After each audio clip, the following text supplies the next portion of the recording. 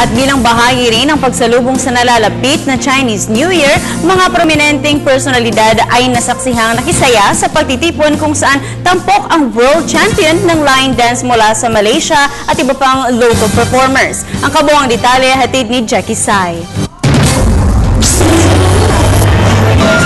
Naghahanda na ang mga Tsino sa papalapit na Chinese New Year. Para sa magandang pasok ng bagong taon, gumagamit sila ng lunisolar calendar na nagbabase sa kahabaan ng araw at ikot ng buwan. Sa taong ito, pumapatak sa Pebrero at Yis ang kapistahan. Nagdiriwang tayo ng Kapaskuhan at pagsalubong sa bagong taon. Ganon din naman sa mga Chinese. A day of celebration and a day of strengthening the friendship among the people. Magiging masaya sa Chinatown. Meron na nga group na nag-organize dyan eh. Magkakaroon ng motorcade, mga lion dance, to have a festive air.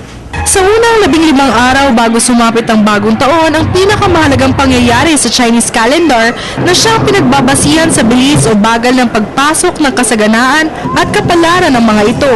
Kaya naman napapanood natin ang mga Lion and Dragon Dance ng Philippine Lingnam Athletic Association. The Chinese New Year is never complete without the Lion or the Dragon Dance. This is because the Lion and the Dragon drives away the bad elements, the bad spirit, and we Chinese are very superstitious. We'd want to start the New Year fresh. Because we wanted to usher in good luck and prosperity for Resorts World Manila members, patrons, and visitors.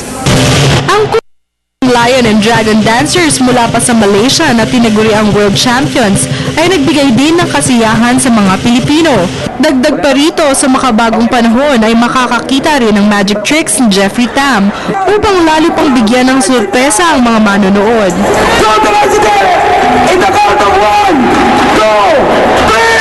Kasabay pa rito ang pinausong kanta mula sa Korea na Gangnam Style para mahikayat at magbigay kasiyahan.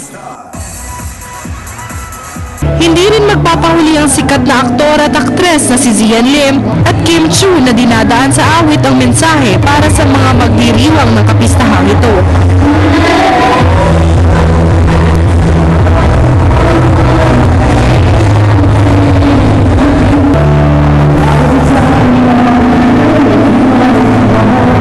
We wish you all the best, Kong Hei Pat Choy.